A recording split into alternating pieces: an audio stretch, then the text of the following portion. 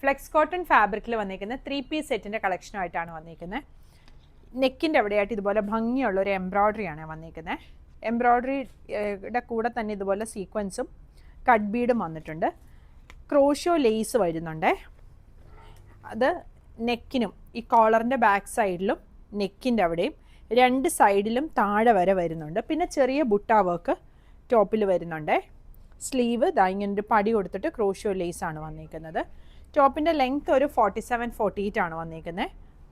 Bottom വരുന്നത് flex cotton ഫാബ്രിക്കിൽ തന്നെ വന്നിരിക്കുന്ന ബോട്ടം ആണ്. ഫ്രണ്ടിലും ബാക്കിലും എലാസ്റ്റിക് വന്നിരിക്കുന്ന ബോട്ടം ആണ്. 2 സൈഡിലും പോക്കറ്റും വരുന്നുണ്ട്.